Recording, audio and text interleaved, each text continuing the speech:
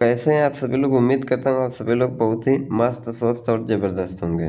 तो आज की इस वीडियो में हम लोग देखेंगे 21 फरवरी को जो आप सभी को का साइंस का फर्स्ट सिटिंग का एग्ज़ाम हुआ था उसके आंसर की पे। तो 100% सही उत्तर बताऊंगा, सभी को एक एक आंसर को मिला लीजिएगा। आप सभी को फर्स्ट सिटिंग में जितने मेरे छात्र 21 फरवरी को एग्ज़ाम दिए हैं फर्स्ट सिटिंग में साइंस का, आप सभी को का सेट चाहे कोई भी हो, ए से लेके जे तक कोई भी सेट हो, ठीक, सबका आंसर एक ही है। क्वेश्चन आगे पीछे देखने को मिला होगा, ठीक। जैसा कि मैं सेट सी को लेके चल रहा हूँ, सभी को ही सेट सी मेरे पास अवेलेबल है, तो सभी को ही एक एक आंसर को मिला लीजिए। आपके भी सेट में आगे पीछे क्वेश्चन दिया होगा 100% बिल्कुल सही आंसर के साथ, ठीक। तो चलिए देरी न करते हुए क्वेश्चन को बता देता हूँ, सभी को देख लीजिए। आपके बिहार बोर्ड का फर्स्ट सिटिंग का देख सकते हैं, वाटर मार्क भी लगा हुआ है सभी को ही। तो चलिए देरी न करते हुए क्वेश्चन को बता देता हूँ। जैसा कि बता दूँ सभी को 40 ऑब्जेक्टिव का ही आंसर करना था सभी को। हालांकि दिया था 80 ऑब्जेक्टिव, लेकिन 40 का ही आंसर करना था। मैं सभी को बिल्कुल 1 से लेके 80 तक बता देता हूँ, सभी को ही मिला लीजिए।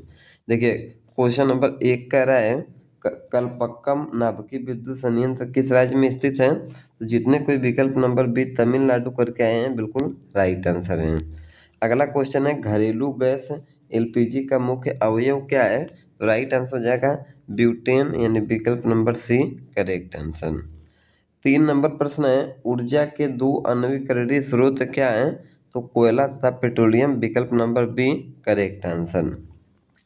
अगला प्रश्न है 4 नंबर शोषण किस प्रकार की अभिक्रिया है। तो यहाँ पे राइट आंसर हो जाएगा विकल्प नंबर सी उष्मा शोषी।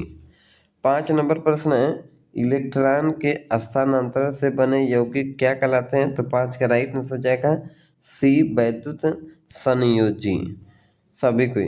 6 नंबर प्रश्न है निम्नलिखित अभिक्रियाओं में से कौन अपघटन की अभिक्रिया का एक उदाहरण है। तो 6 का बिल्कुल करेक्ट आंसर विकल्प नंबर सी हो जाएगा राइट आंसर, ठीक। सभी को चैनल को सब्सक्राइब भी कर दीजिए, वीडियो को लाइक भी कर दीजिए, ताकि आप सभी को लिए ऐसे ही इम्पोर्टेंट वीडियो लाता रहूँ, ठीक। 7 नंबर निम्नलिखित में किसमें टाइट्रिक अम्ल पाया जाता है। तो राइट आंसर हो जाएगा 7 का बी इमली में सभी को। और 8 नंबर प्रश्न है बुझे हुए चूने का रासायनिक नाम क्या है। तो राइट आंसर हो जाएगा कैल्शियम हाइड्रॉक्साइड, विकल्प number D correct answer. 9 number प्रश्न है किशोरावस्था में होने वाले परिवर्तन को क्या कहते हैं।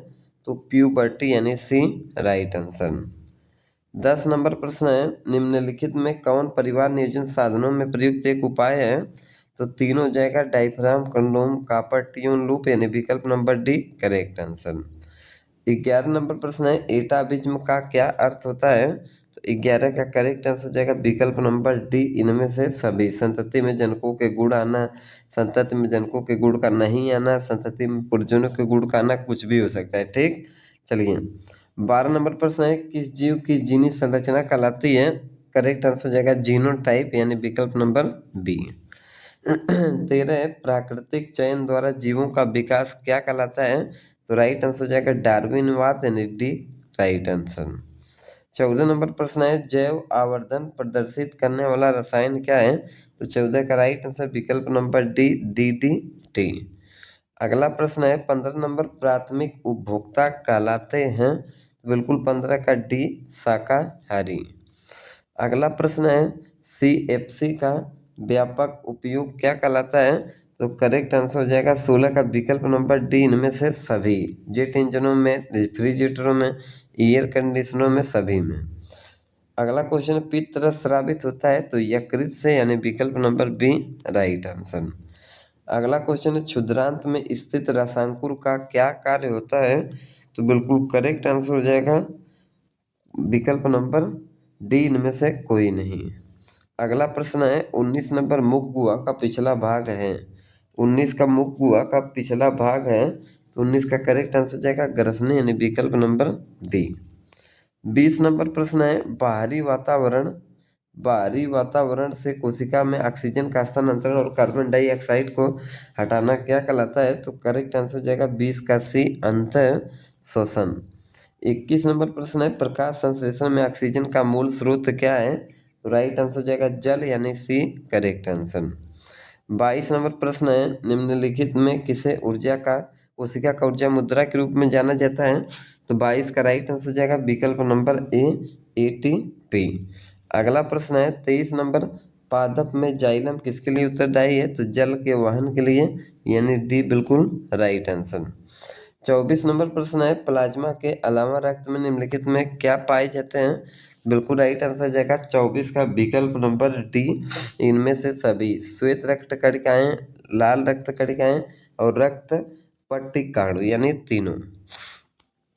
अगला प्रश्न है 25 नंबर, हवा में स्वतंत्र रूप से लटका हुआ क्षैतिज चुंबक हमेशा किस स्थिति में रहता है?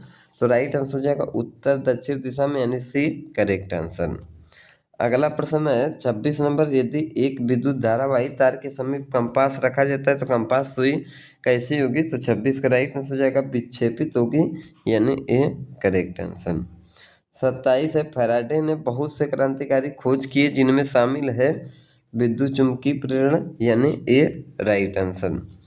27 नंबर प्रश्न है, विद्युत मोटर परिवर्तित करता है किसको किसमें? तो 28 का करेक्ट आंसर हो जाएगा विकल्प नंबर बी, विद्युत ऊर्जा को यांत्रिक ऊर्जा में।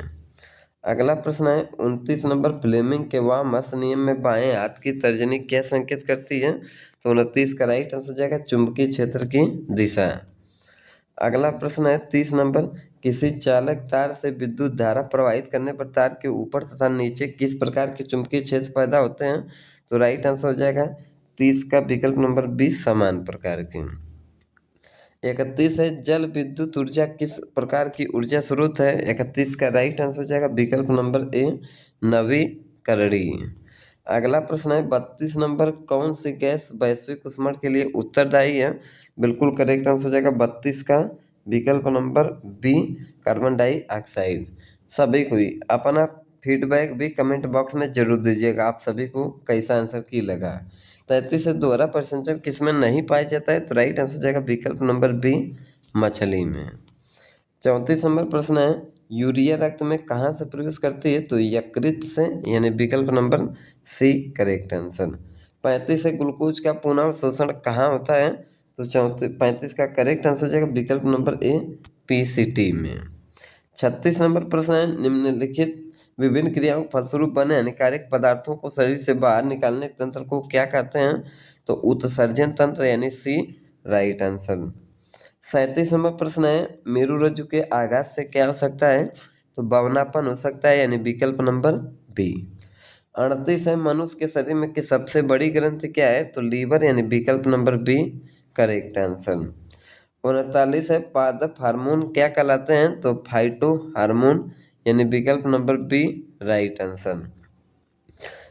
ठीक, चलिए जी, अगला क्वेश्चन है 40 नंबर, पत्तियों द्वारा कायिक प्रवर्धन का उदाहरण क्या है?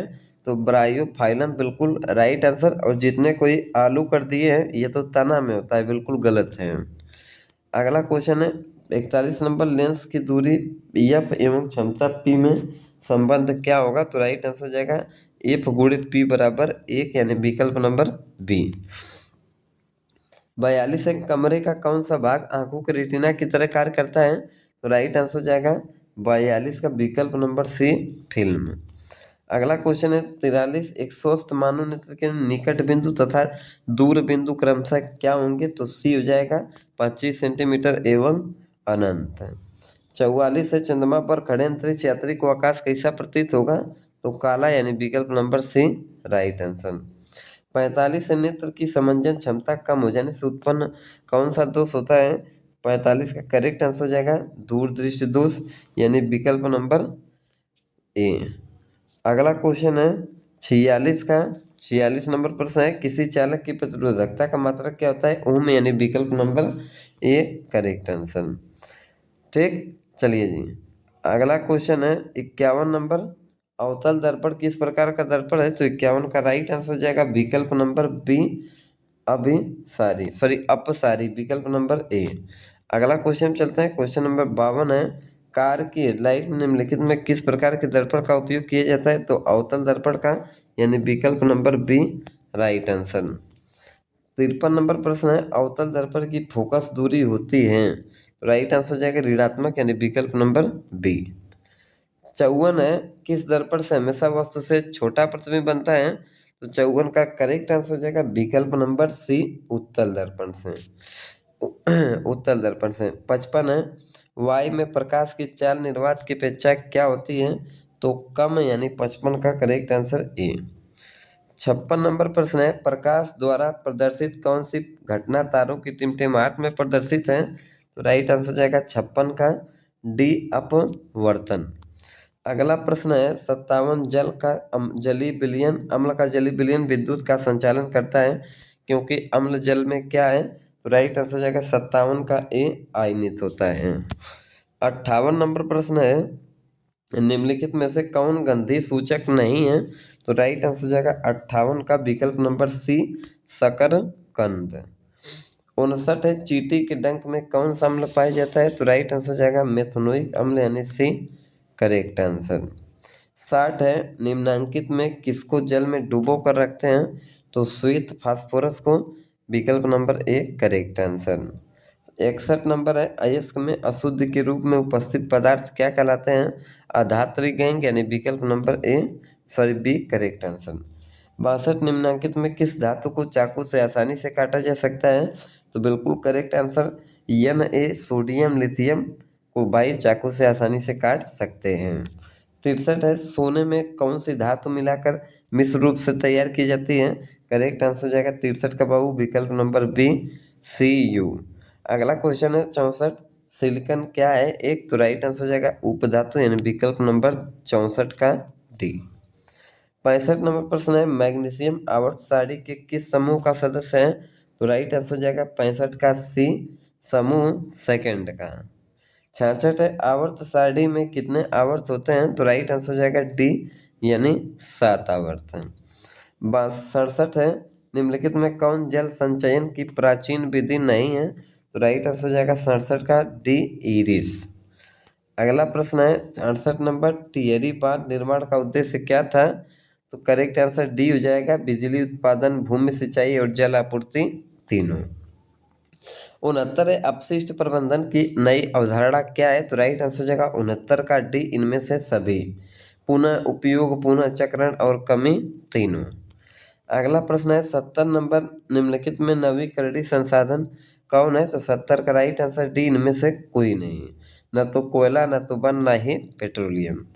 अगला क्वेश्चन है, निम्नलिखित में कौन बायोगैस का मुख्य घटक है? तो 71 का right answer D, methane. 72 number प्रश्न है, पेप्टिक अल्सर हो सकता है? राइट आंसर हो जाएगा 72 का ए, कम भोजन खाने से। अगला प्रश्न है जी 73 नंबर, ब्यूटेन के कितने समायोगी संभव हैं? तो 73 का राइट आंसर हो जाएगा विकल्प नंबर ए, 2। अगला प्रश्न है 74 नंबर, मीथेन के अणु का आकार कैसा होता है? तो राइट आंसर हो जाएगा 74 का विकल्प नंबर सी, समचतुष्फलकी। ठीक, एक क्वेश्चन को मिला लीजिए सभी को ही। 75 नंबर प्रश्न है बाबू, कार्बनिक यौगिकों में कार्बन संयोजकता कितनी होती है? तो राइट आंसर हो जाएगा 75 का डी, 4 होती है। 76 निम्न में से कौन संतृप्त हाइड्रोकार्बन है? तो 76 का राइट आंसर हो जाएगा विकल्प नंबर ए, एल्केन। अगला प्रश्न है 77 नंबर, एथिलीन का आईपीसी नाम क्या है? 77 का राइट आंसर सी हो जाएगा, एथीन। 78 है, मेंडलीव की आवर्त सारणी की एक क्या कमी थी? तो 78 का राइट आंसर हो जाएगा सी, हाइड्रोजन को उचित स्थान नहीं देना। 79 नंबर प्रश्न है, अष्टक का नियम निम्नलिखित में किसके द्वारा प्रतिपादित किया गया? तो न्यूलैंड्स के हाथ, बिल्कुल करेक्ट आंसर 79 का बी। और चलते हैं नेक्स्ट और अंतिम क्वेश्चन पे। 80 क्वेश्चन है, निम्नलिखित में कौन यौगिक सबसे अधिक क्षारकीय है? तो राइट आंसर हो जाएगा 80 का बी, Na2O। तो मैं सभी को 80 में 80 ऑब्जेक्टिव बता दिया हूँ, 40 से ऑब्जेक्टिव करना था, सभी को आंसर की मिला लीजिए। और भाई वीडियो अच्छा लगे सभी को इससे निवेदन होगा, चैनल को सब्सक्राइब करके वीडियो को लाइक कर दीजिए और अपने दोस्तों में भी शेयर कर दीजिए।